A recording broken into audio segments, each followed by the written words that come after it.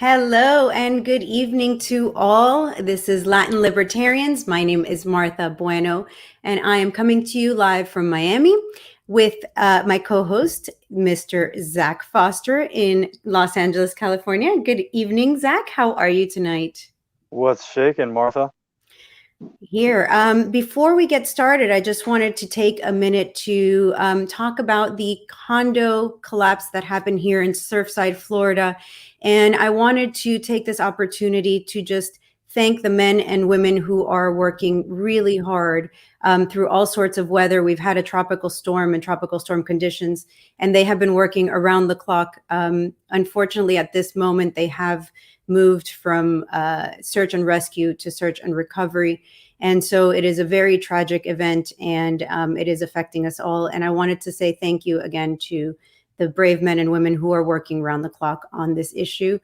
And so with that, tonight's episode, we are going to be talking about that tropical storm. We're going to be talking about all things Cuba that did go through that tropical storm Elsa, or hurricane, I'm not sure on Cuba there. And we will be bringing on our guest, Marilyn Salabarria from Cuba, to discuss all things Cuba. I think that it's a subject that's really important. A lot of people have a lot of misconceptions about Cuba and what goes on over there, and especially what's happening right now with the aftermath of this hurricane tropical storm and the recovery, what it takes in Cuba to get better. So, hi, Zach. Well, we got some news from our Cuban Libertarian brothers living down in Havana. This is specifically coming out of the neighborhood Arroyo Naranjo. For starters, let's go ahead and give some people a visual just so they can see the folks that we're talking about. Do we have a fairly recent photo of the Cuban LP? Oh, there they are, doing the opositor sign. That's beautiful. So this is the Cuban LP in Havana. These are the folks in Arroyo Naranjo. The hurricane happened in Cuba, and there was predictably a lot of damage, water damage, wind damage. However, because of the extremely poor infrastructure, because of the strong rains, and because of the lack of, well, ironically, the lack of planning within a system of central planning, the power went out, infrastructure got flooded. There was a little bit of an electrical fire, a local transformer blew up, and people in Arroyo Naranjo and the surrounding area spent several days totally without electricity and without running water, and people were having to make wood fires to be able to cook because the power wasn't running. So obviously the government left a whole lot of people to fend for themselves, and this is something that happens every time that there's a tropical storm on the island, every time that there's any kind of other natural disaster or a man-made disaster. Basically, people are totally SOL and they have to fend for themselves, which is a shame. I'm not doing this for the sake of bashing communism. I am doing this for the sake of telling everybody, telling the world what our Cuban libertarian brothers and sisters actually go through on the day-to-day living through this system. And ironically, there's a lot of folks who live in our country, which is relatively free compared to Cuba. And they think that what our libertarian brothers and sisters are living through down there, they think that's the model for what we ought to be doing over here. And of course, I cannot help but think of how absurd that is. I can't agree more. And, just the hurricane or the tropical storm is not exactly the only reason why they don't have power. As a matter of fact, most places in Cuba have very limited amounts of power during the day, and they usually cook with kerosene anyways. So this is kind of the usual, but I do want to bring on Marilyn Salabarria because she lived in Cuba for a really long time, and now she's here in the US. And I think as Cubans, we hear a lot. Sorry, Zach, tonight you are overwhelmed. The Cubans are going to take over. For those that don't know, Zach is of Mexican descent and I am Cuban, and our guest, as I said, is Cuban. So tonight the Cuban ladies are taking over the show. Sorry again, Zach. Well, that's all right, because if y'all are Cuba and I'm Mexico, then I'll be seeing you guys in my territory pretty soon. So let's give a great welcome to Marilyn. I see a comment here before we get started. Yes, those were Cuban libertarians living in Cuba. And actually, Zach and I talk about them often. For the time being, they are all out of Cuba, out of Cuban jails, but they generally spend some time going in Cuban jails because of the books and because of the thoughts that they have, books that they have in their presence, in their homes, etc. So yeah, no, those are the Cubans that are literally doing what we talk about and are fighting for what we have here in the U.S. pretty much. So hello, Marilyn. Thank you so much for joining us. I'm going to put your Twitter handle up because a lot of people might recognize you from Twitter. I know that I certainly do, and I retweet you quite a bit.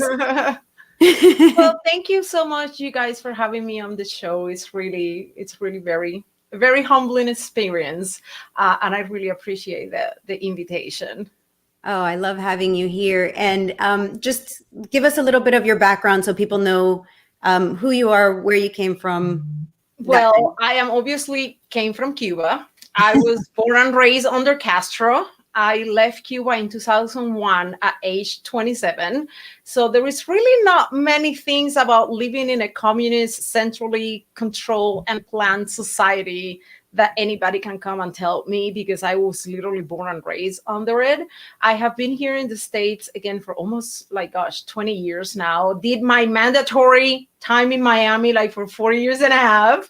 And then after I graduated from FIU, I relocated in Colorado, and then Colorado has been home since then. My kids were born here. I am currently a small business owner. So my business, was created here. When I was able to get my mom and my dad out of Cuba, they flew directly to Denver, Colorado as well. So the Rocky Mountains is home now for me. That is awesome. I'm still in Miami, so it's not an obligatory thing. Some of us actually like it here.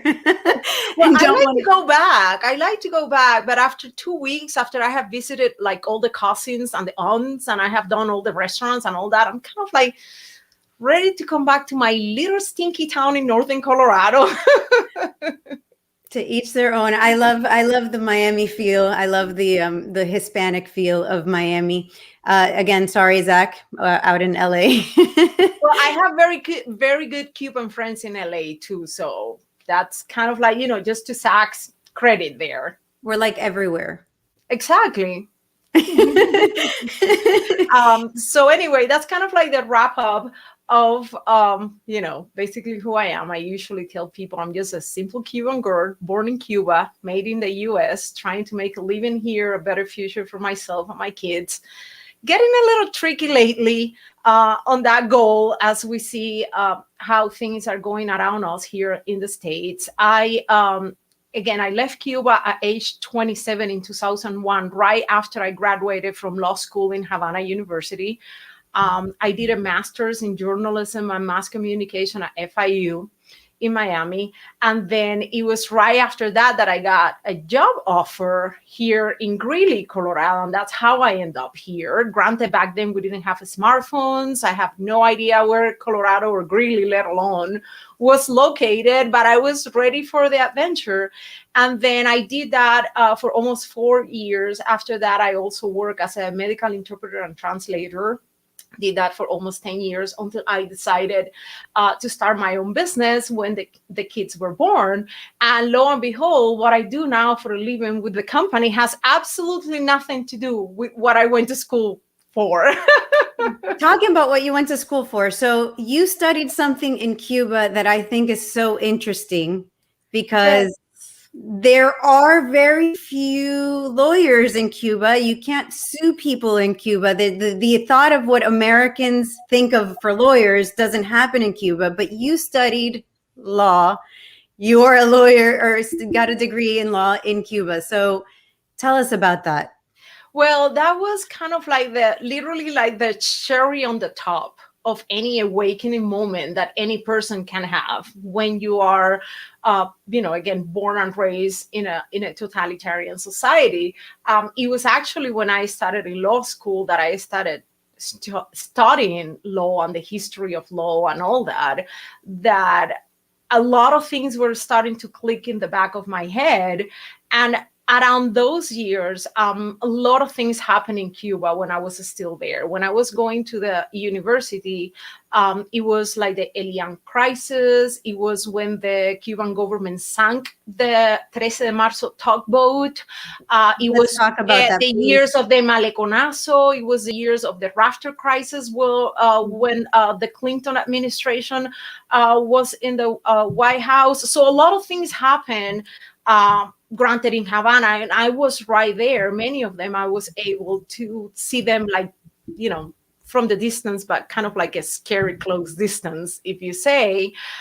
So they kind of like added steps into that awakening, eye-opening process that I believe everybody sooner or later goes to in Cuba, to the point that, as we have, you know, discussed with you, Martha, before, that it was like almost at the end of my years in law school in Cuba, it was actually my mom, the one that told me. She knew that my inclination was to do criminal law, that's kind of like the part that I would like the most. And she was the one that, you know, hearing me speaking, hearing me discussing, and kind of like literally like venting at home with like the idiocy. Okay, this they're teaching me this stuff in school, and this is not what is happening in real life. This doesn't make any sense. This who do they think they're going to be fooling? At some point, it really reached a moment where it was my mom, the one that told me, okay, you need to duct tape your mouth. You need to graduate from law school. You need to finish the university, because, you know, whatever your study, your title, whatever you learn, nobody can ever take that away from you, regardless of where you are. And she added, but you need to get the hell out of here. Because she said, because if you don't, you are going to end up in jail with whoever is the person that you are representing. And that, coming from a mother of, I'm a single child of my mom and my dad. For me, that was kind of like literally like a, you know, hard-hitting reality check moment in my life. I can imagine. I want to go very quickly to what you talked about, the boat of el 13 de Marzo. Mm-hmm. Because I, being Cuban and born and raised here in the United States, I had briefly heard about it before you spoke about it, that time that we spoke. And I couldn't believe that this is something that wasn't more widely known. And so what happened was there was a tugboat. So number one is that there is a book. There is a book, and it's written in Spanish, because I remember I got it. I believe it was from a public library in Miami, and I got it on a loan delivery, something like that. Here in Colorado, I read it and I sent it back. And also the Cuban Archive Project has an excellent data recollection of links, stories, pictures, testimonies of everything that happened. I am terrible with dates, so I can't remember exactly the year, but basically what happened is that a group of Cubans, many families with many children, so a lot of the big group, they were somehow all related. They stole an old tugboat from the Havana harbor, right there in La Lanchita de Regla, like where the Regla piers is. I think that's the name. I can't remember now. It's just like the names in Spanish are popping out in my head. And then their goal was to, you know, make the journey to Key West or to Florida. They were rat out by somebody or discovered by the Cuban Coast Guard. This lady's testimony, this one that you're putting on the screen now, is awful. Yeah. Her baby was 9 months old or something like that. Yeah. And it was the Cuban Coast Guard, under the express authorization of Raúl Castro Ruz, the one who murdered those people. 27 of the victims in that murder were children under the age of 7. So basically, all that happens like right there at the entrance of the Havana harbor in Miami. I mean, you can see the whole show from El Malecón that day. See, that's right there what they're showing in the video. So, and then there was that Greek vessel that also took videos and kind of like reported and gave testimony of what happened. Basically, like even before they left the visual eyesight of what you can see from the El Morro or La Cabaña, which is the restaurant where I used to work, and that's how I learned about it. Raul Castro gave the order to the Cuban Coast Guard to use like their water hoses, like the hoses, like where they're doing when a vessel is on fire, to sink and to capsize the tugboat. And then on top of that, they waited. I don't know what was there is like an international rule for how fast you have to rescue people that are literally floating on the water. And I think that they went over that time. So long story short, it was a government order, condoned and supported murder of Cubans. And their only crime was that they were trying to leave the island prison. They were trying to leave the plantation, the same place where I was born and I grew up with. And then many of them after that, obviously the ones that were rescued in Cuba, they were immediately labeled as counter-revolutionaries. They were imprisoned, they were interrogated, you name it.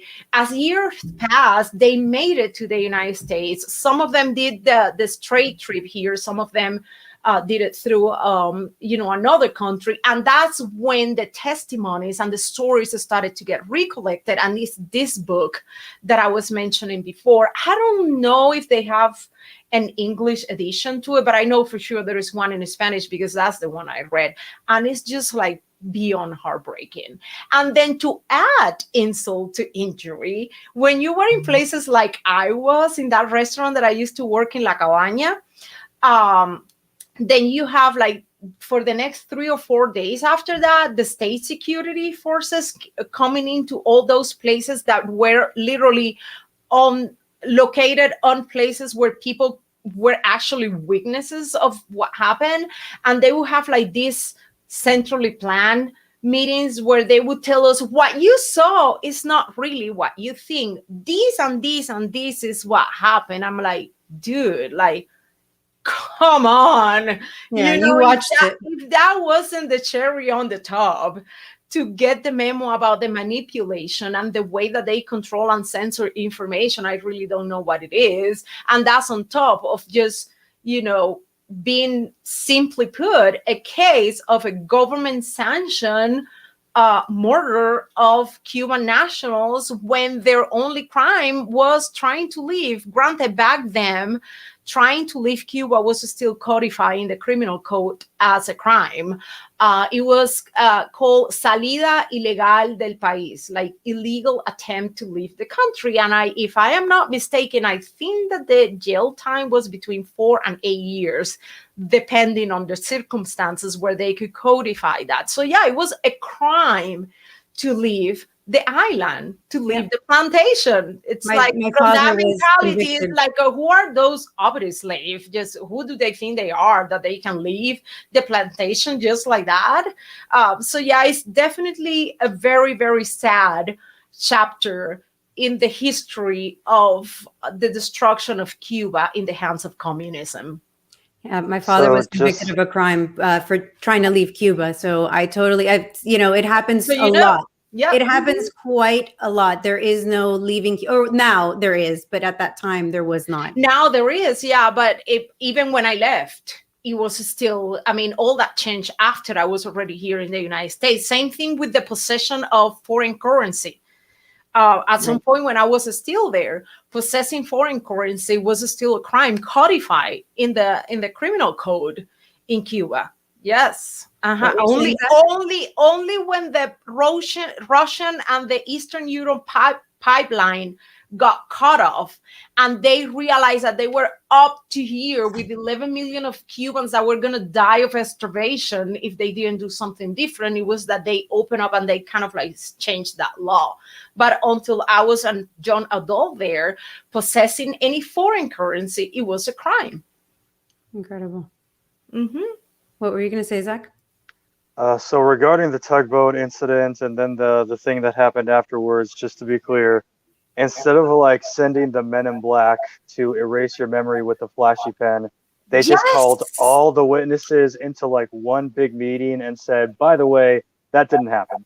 Exactly. It's exactly the same. And it's kind of, I'm so glad that you bring that reference, because I can't believe I have been in this country for 20 years now, but in the 20 years that I have been here, where I have many people approaching me and say, hey, I want to go to Cuba, or if I have the chance to go, what should I do, this and that. And then my question always is, which side of the matrix do you really want to know? And then I always use the movie reference to let them know it's a whole different story. The Cuba that the government is selling you in the tourism flyers, the one that they have been putting out in their PR campaign for the past 62 years, is a whole different ball game from the one that I lived, the one that I grew up, the one that I left until 2001. So tell me, which of the two do you want to know? Do you want to learn? Do you really want to see? And then I'll give you my tips accordingly. I think that you mentioned once that there's like the Kim Kardashian side of Cuba, the stuff that they want to show you, the pretty pictures, the old cars. And then there is the Hamlet side of the picture. If you guys don't know, I think his last name is La Bastida. Hamlet is an artist from the San Isidro movement. Recently in Cuba, he has been in Germany. I know it's in Europe. I believe pretty sure it's in Germany for quite a few years. And then he decided to go back to Cuba, and he has been jailed in Villa Marista since his plane landed in the Havana airport. Why? You know why? Which one is his art expression? He did like this huge painted poster of a transcript of an interrogation at Villa Marista when he was a political prisoner.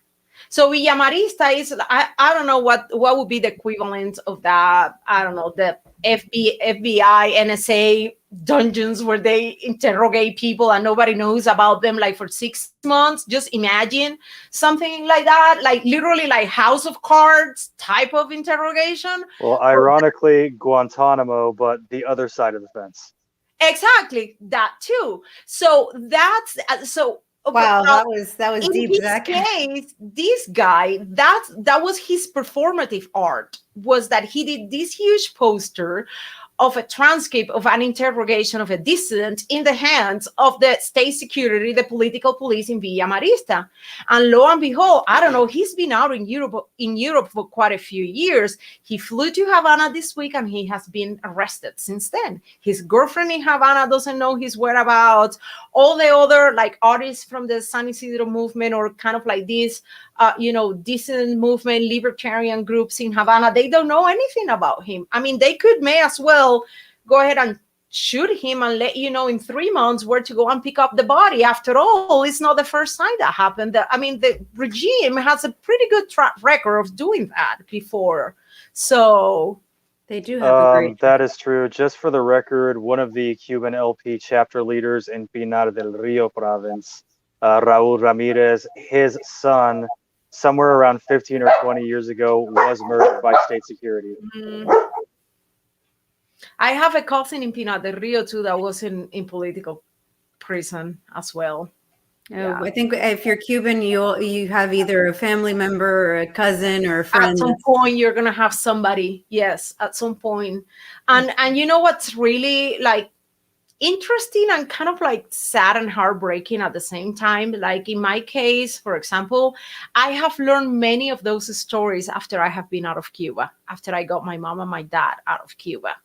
Because all my life there, it was always like this double phase where they teach you how to survive outside, where Big Brother is always watching you, and then your family and your circle of trust is where you really discuss the things that are important. And sometimes you don't share those long-time family stories, especially with children, because we know children don't have filters. They kind of like let it out anywhere, and then they can get the family in trouble.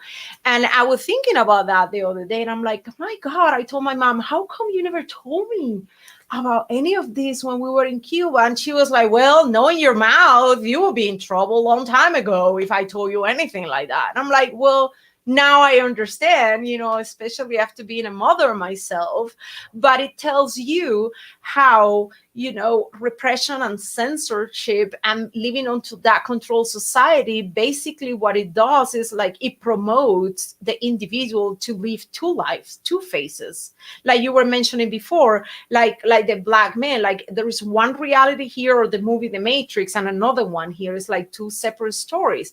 So yes, it is 1984. It's not a utopian novel anymore, guys. It's reality, and it's happening around us for quite a while now. Let's talk about medicine in Cuba, because I don't know about you, but that's the one thing that I hear the most from people. Michael Moore did a great job of selling Cuban medicine as it's something amazing. It's wonderful. It is the greatest in the world. They have all these technologies that we don't get here in America. And yet I have my family members begging me to please send them the basic necessities, including aspirin. My cousin was just sending me a message saying that she couldn't find yeso, the stuff for casts. Yeah, for the cast. Yeah. Yeah. Band-Aids, Tylenol, alcohol. Yeah, it's like, I'm really going to try to keep it ladylike with Michael Moore, because I have a huge beef with that dude, like big one. So yeah, it is free, quote unquote, but at what cost? Does anybody has really paused for a minute to think? We in Cuba have paid and are still paying the ultimate price for whatever they want to give us for free. And at the end, that free is subpar, is not enough, is ration. And at the end, if you don't have the right connection and the right friendship in the right place, you're simply not going to make it. You are not going to make it. What Michael Moore showed in that documentary was just like outrageous. But again, the expectations of any type of ethics from that guy just flew out the window a long time ago. But what he showed was the clinic and the hospital in Havana where only the tourists that go and pay in dollars, the high elites of the Communist Party, the high elites of the military, and the high elites of the government and the top ranks of the ministries, they are the only ones that have access to those hospitals. So Caitlin, my dad almost died of a medical malpractice in a regular average Cuban Joe hospital in Cuba, simply because in a gallbladder surgery, they didn't have a working X-ray machine to do some sort of like imaging that they're supposed to do when you're laying on that bed with your belly open before they close you down. My father's life was safe because he has family living abroad who took him out and took him to hospitals in Germany. Amazing. So, and the stories they happen to everyone. I think what people don't understand is that if you are a Cuban, like everybody has the same problem. Michael Moore's show is not the reality of the 99% of Cubans on the island. You're going to love this comment, Marilyn, but there you go. They have an embargo. Okay. That is the reason. We need to address this point because this point is huge for Cubans, please. That's a favorite question. So my question for Scott would be, do you even know why or how the embargo was put in place to begin with? Give us a little something, Marilyn. We're talking libertarians here, right? So the Helms-Burton Act was enacted legally by the U.S. Congress when Castro and his government took away the individual private property of American citizens and American companies, and the Cuban government and Castro never pay the due price that usually happens, that is all when that happens. So when you see it in a point of view, number one, the whole initiation or beginning of the Helms-Burton law and the embargo was actually to protect, newsflash, the individual property rights of American citizens. So are we gonna be libertarians with property rights, or are we not? We gotta take a stand there. That's only two starters. And then number two, after 62 years, with so much like political theater, left and right, and everything in between, there are actually only a few things or restrictions in place from the initial, original, actual embargo. One of them is that the Cuban government cannot be extended credit by American companies or American banks. Yes, you can trade with us, but you got to pay in cash. Guess what? Let me give you another point of view. Marilyn Salabarria, here now, an American citizen, taxpayers, naturalized American citizen. With this background story that I have seen with the administrations in these countries, from Bush to now to whatever, because this seems to go into eternity, with bailouts and government intervening with, disrupting market forces in any shape and form that you can imagine. Just imagine if they lift that and they start giving credit to a country and a government that has the worst rating at the Paris Club as creditor all over the world. Guess who's going to end up picking up the tab for that? Guess who's going to end up signing the check for the next bailout? Newsflash, is going to be us right here in the United States. And even though in that case, when you look at the statistics, and again, all this information is readily available, just ask Mr. Google, it's going to be right there, okay? The United States is the #1 supplier of medical equipment, medicines, agricultural equipment, seeds, and food to Cuba, and Cuba paid in cash. So no, if you want to justify the utter failure of the socialist economy and a centralized and a repressive society, at least with me, you need to bring me a better story, because the embargo is not going to cut it. So just to clarify, just to reiterate what you just said, Cuba does receive goods from the United States. They have to pay in cash, but they are able to receive agricultural goods. They're able to receive medical goods. They are able to get things. They are also able to buy from other countries.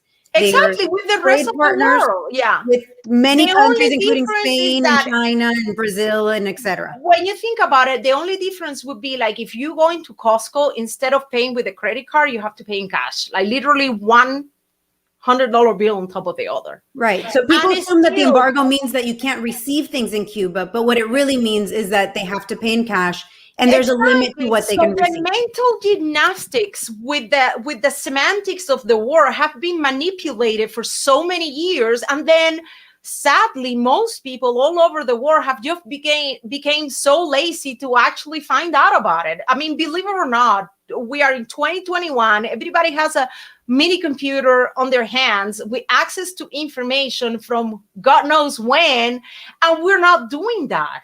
So that's basically the only difference. And it's still with the so-called embargo, the trade and the commerce with the United States. And guess what? The remittances from these traitors, Cubans, the worms that left and live not only in the United States, but all over the world, are the two #1 revenue streams that are keeping that regime in power money-wise. And the drug trade. Well, drug trade and human trafficking, everything kind of like under the umbrella of the tourism. Yeah, those are very profitable business lines for them too. So yeah, again, I don't buy the embargo line at all.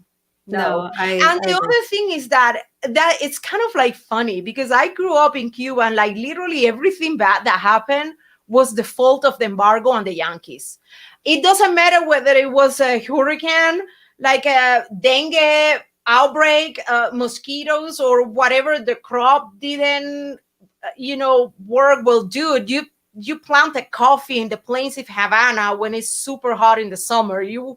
Somebody should have known that you need to plant those in the mountains where it's cold, and more humid, and that things like that. Everything was the fault of the embargo and the Americans. So like a really quick funny story. When I was in high school, like in 10, 11, 12th grade, we had mandatory military preparation classes. Like literally in your weekly schedule, you have a 45 minutes class that it was military preparation. That's how I became familiar with AK-47, you know, how to shoot, how to do this, how to do that, how to crawl under the fences and that kind of thing.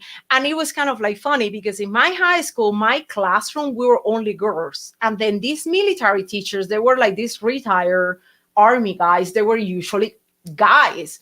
And at that point, I'm talking about what, 91, 92, we were just so fed up with their propaganda. We could not articulate exactly why we knew that was BS, but we all knew it was BS. And I remember the running joke in those classes was like, they were giving us, no, we got to be ready for the invasion, this and that. And then us, all girls, teenagers, we were like, okay, we just want the army to get here. Where are the gringos? Can we just get them all here and just get over with it? Because it was just nonsense, nonstop nonsense. So you and your friends wanted the Americans to show up and take care of the situation. Bring them over here. Come on, like we're gonna get married. We're gonna make them happy, and we're just gonna trash this circus once and for all. And then obviously the teacher would be like red, like we were like, okay, we kind of like push it too hard. Maybe he's gonna call the police on us. Oh boy. So there's another subject that I think we have to talk about with Cuba, besides the medicine, besides the embargo. I think those are the two big issues. What other big issues do you normally get about Cuba? What is the biggest thing that you get besides the medicine and the embargo?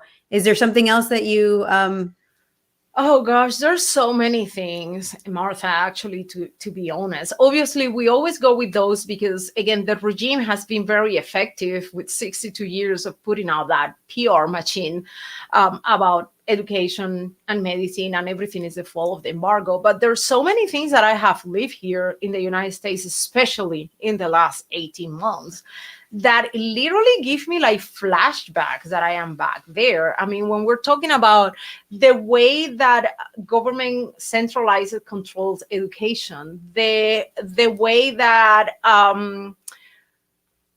that they manipulate information about medical freedom, about true informed consent, about body autonomy and things like that. And I'm like, I'm back in Cuba where I got this thing in a school and my mom and my dad were not there. And I learned what informed consent in a medical setting was when I came to this country. Not even in Miami. I learned that here in Colorado. So that was past 2004.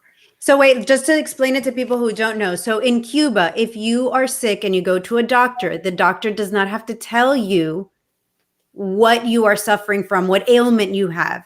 They can in fact tell your family, they can tell other people, and they give you the excuse that the reason that they're not telling the patient is because they don't want to upset the patient. Yes. Which is, again, it's like a very gray area to thread.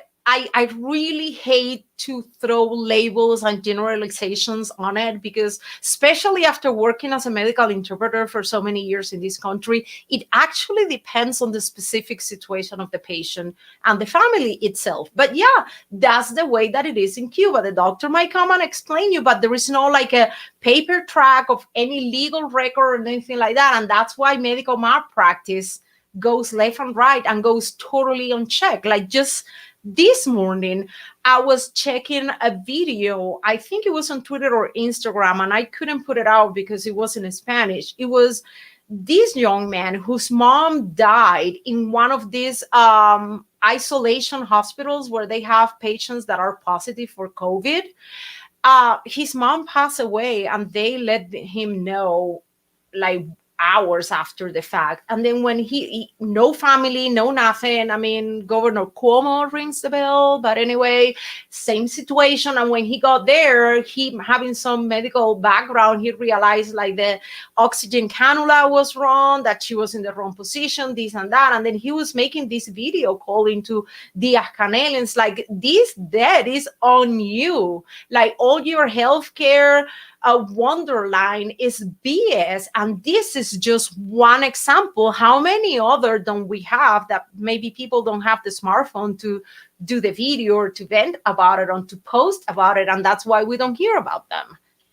But there's another thing that we hear a lot about, and it goes back to the medical issue in Cuba, and that is Cuba sends doctors all around the world.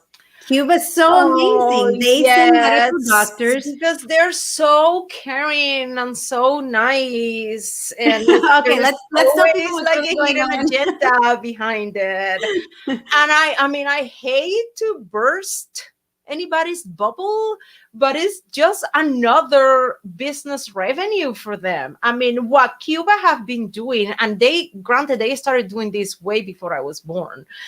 They started this like in the 60s with international missions in Africa. It's just the modern definition of indentured servitude. And then not only are they exploding the labor of whoever they're sending into these missions, they're also using these missions as a propaganda machine to keep kind of like spreading Marxism all over the world. And there are plenty of books and plenty of stories about it for whoever wants to go down that rabbit hole. But just to tell you a cool story, I still have a cousin in Cuba who is a doctor, and she was sent to Bolivia last year. And then the way that works, just to use rough numbers, is that let's say that the Bolivian government pays the Cuban government $3,000 a month for the salary of an OBGYN doctor who specializes in fertility treatment, right? Which is cheap already. I know that doctor gets. So the Bolivian government pays the Cuban government, and then the Cuban $3,000. I'm just making up even numbers, right? And then the Cuban government pays that doctor $900. I mean, the Bolivian government doesn't even pay the doctor directly. And that happens everywhere, whether it's a medical mission, whether it's doctors, whether it's construction, that like it happened to my parents when my dad was sent to Libya because Castro had this bright idea of gift Gaddafi a big road in the middle of the desert that could double off as a landing strip for Air Force planes in case of war. So it happens in every single situation where the Cuban government has sent anyone to any other country. That's how we have the messes with the FARC in El Salvador, in Colombia, the guerrillas in Bolivia. All Latin American has always been the system thrown out of balance, politically speaking, by the infiltration and the penetration of these missions that the Cuban government sends. And the same thing has happened in Africa and everywhere else where they go. That does happen quite a bit. So the point that we're trying to make, those $900 that the doctor would receive, first of all, it's not per month. It is per the entire trip. The doctor's passport is confiscated. Yes. Their family stays behind. Marilyn, you were saying that you were sent to Libya with your parents, which was a miracle of miracles. That doesn't happen. We still don't have a good explanation for it, but for the most part, like for example, in my cousin's case, she was sent to her mission, but her husband and the kids were in Cuba, right? And I believe, I use fictional numbers, but it's like for a monthly salary, but you still can see that the Cuban government, through the Ministry of Health, they keep more than 70% of the wages of that doctor. And then that doctor doesn't have an ID, because the minute you land in any other country under a Cuban official government Cuban mission, your passport is being held by whoever are the state security watchdogs in that group. So that means that your movement is restricted. You're mostly living like in quarters, like camps or things like that, where all the Cubans are together. So you don't even have the freedom to say, oh, I'm gonna rent an efficiency in Hialeah. No, it doesn't work like that. All the Cubans are here. This is your place. You stay here, you bow your head, and you don't say anything anywhere they go. So they do restrict your freedom to move in that sense. Many of the Cubans that have deserted, like they say, from those missions, I mean, they have had to make like really adventurous treks without any documents to be able to do that, or they have had to pay off whoever is the state security watchdog in their group. They have to pay them off because, again, money is king, so that person can give them their passport, and that's how they made the trek to escape the mission and to go to another country. What would you call this if you had to give it a name? What would you call what doctors and others, military in Venezuela? What would you call what the Castro regime does to them? I don't know. There's so many words, and probably none of them is very appropriate for a public Invasion. We forum. could start with invasion. Yeah, yeah. Zach, do you have anything to add with Venezuela? I know this is our other favorite subject, is how Cuba affects Venezuela. Cuba has become a Venezuelan colony. There are more than 45,000 Cuban regular troops in Venezuela. Mhm. The reason why most of us don't see them is because they're not wearing Cuban uniforms. They're wearing Venezuelan uniforms in Venezuela, like they wear Nicaraguan uniforms in Nicaragua. A lot of the troops who go there get trained in the dialects, with, of course, all the discipline of a communist army. So literally, soldiers will be beaten if they don't learn their phrases right. Just like in the Red Army in World War II, any Red Army soldier would be beaten over any ridiculous reason. And also the doctors. It's not just the regulars. The doctors double as spies. They get used to spy on all kinds of people, from activists in any particular neighborhood to doctors being assigned to specific generals in the Venezuelan armed forces. And of course, they're reporting back to state security or whoever it is. There actually is a law on the books in Cuba where all male medical students must complete military training between year 5 and 6 in order to get their university degree. Otherwise, they don't graduate. So right off the bat, a lot of women too, but it's mandatory for men. Every male doctor in Cuba is also a reserve soldier and a spy. Yep, it is. That's true. I have a nephew that just started the mandatory military draft training now. He's only like, 15, 16, I think, right off high school. And I know that for sure for medical school, because it was like that since I was there. And the same thing happened in Bolivia, like with all these last elections and all the mess that happened when Evo Morales was claiming that the right stole his votes and all that. The poll watchers were Cuban agents. So, How do we fix the situation in Cuba, guys? So now comes our opinions. How do we fix this? How does Cuba exit the situation? How do we make it better? That's the million. Well, my honest question. opinion is not appropriate for live television. Okay. I think it's the $1 million questions, but the more that I read and the more I try to educate myself about everything that has been happening both inside and outside Cuba for these 62 years, I can tell you for sure that Cuban solution is not going to come from anywhere else. Nobody really cares. It's going to have to come from us, Cubans inside and Cubans outside the island. We are the only ones that can save this mess, because we have to totally forget about everybody else. They don't give a crap. We're just not that relevant. I think and I hope that there's going to be some sort of transition similar to what happened in Eastern Europe when the communists fell down, that at some point, because look at it, they are inheriting the plantation on the island like if it was literally like like their property. One died, and then the brother, and then this guy out of nowhere that nobody knew who he was.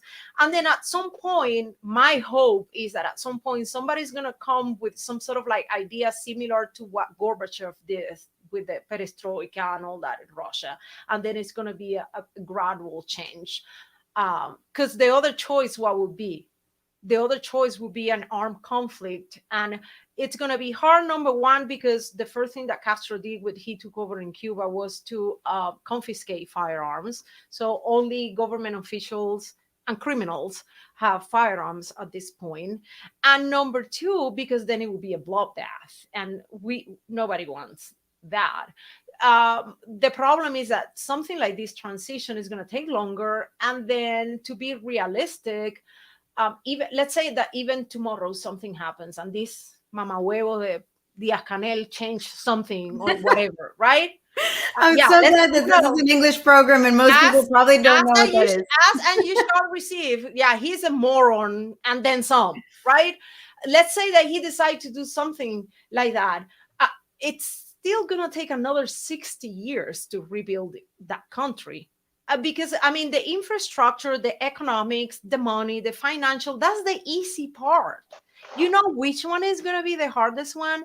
The hardest one is going to be to switch the mentality, the brainwashing, centralized, control life programming of 3 generations of Cubans. That's going to take us another 60 years to teach people that they have value as individuals, that they have natural given rights, that no government can give them to them, therefore cannot take them away from them, that there are things as, yes, you have freedom, but then you also have freedom to screw up, and then if you screw up, you're going to have to pay for it.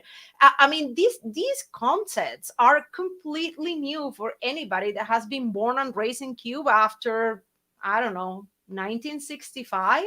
To be fair, you came to this country 20 years ago, and you are now a small business owner, and you've been able to transition from that mentality. So maybe not 60 years.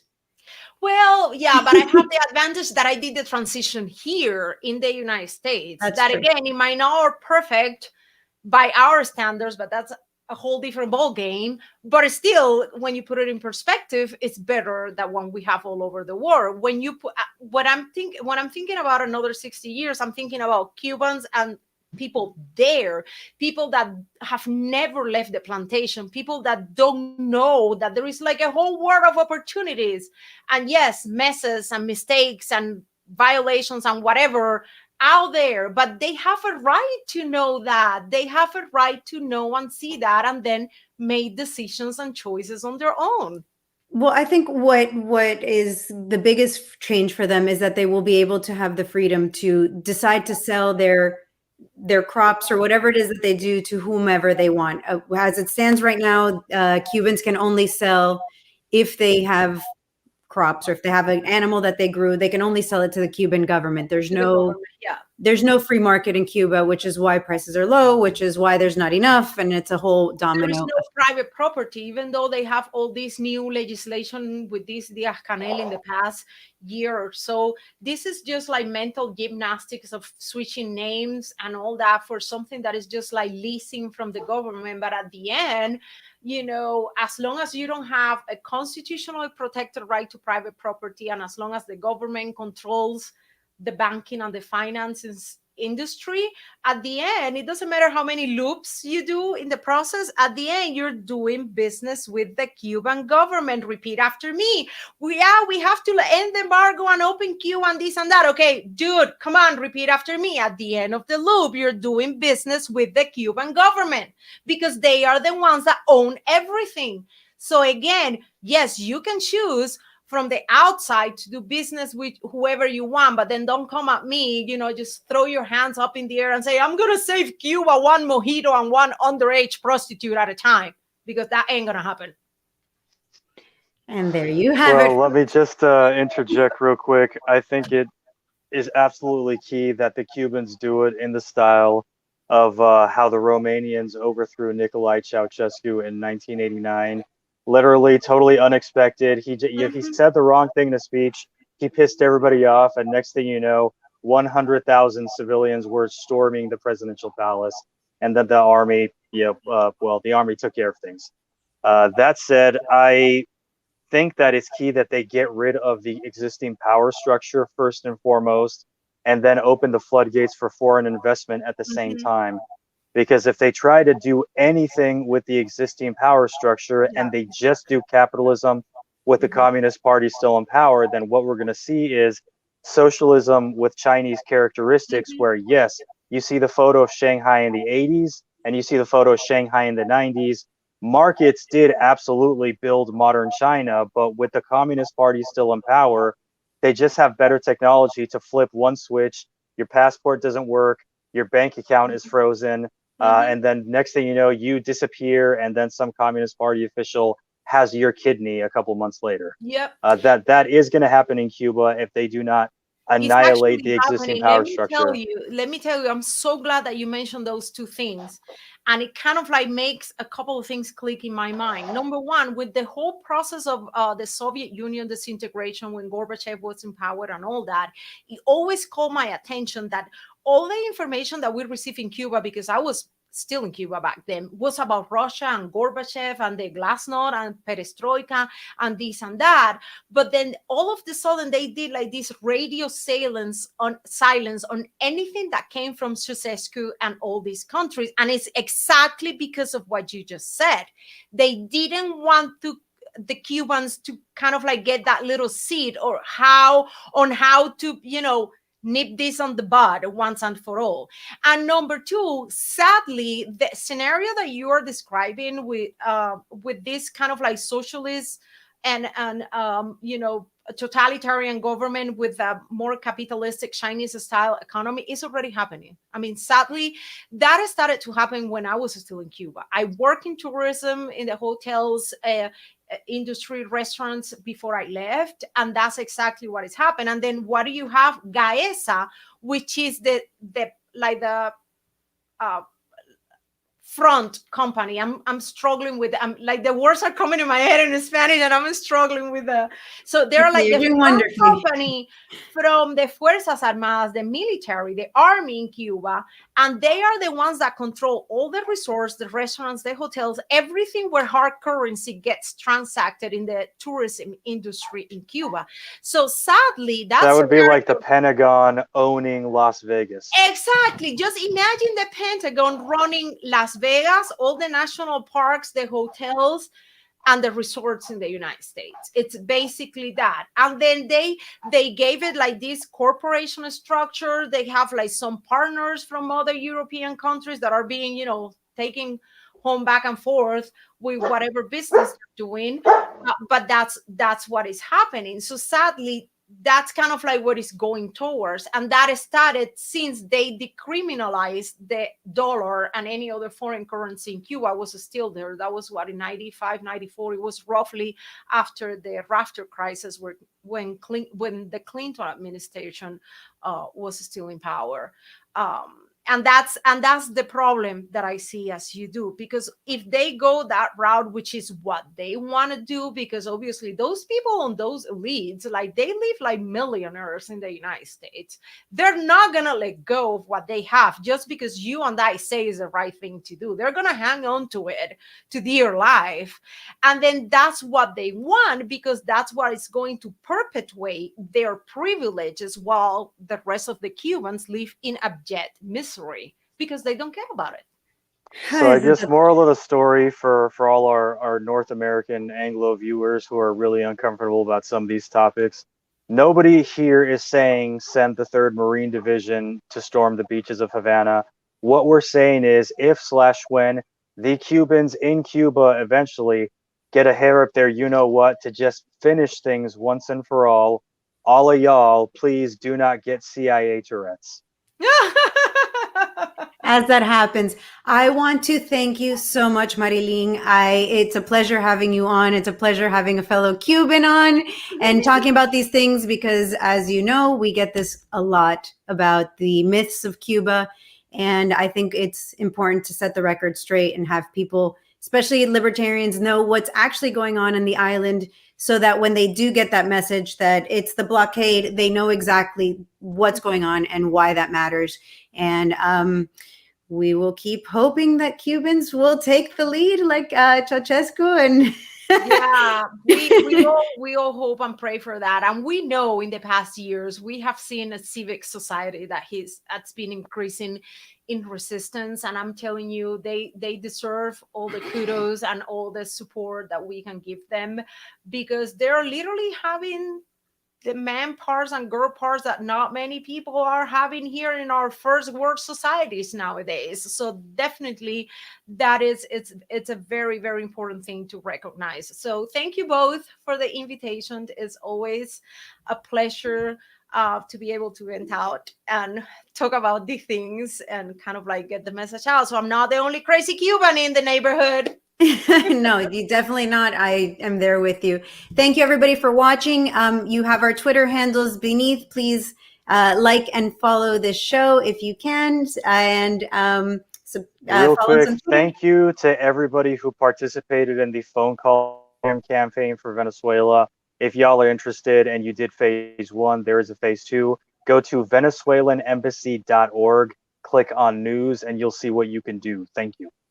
Thank you. Good night. Thank you. Good night.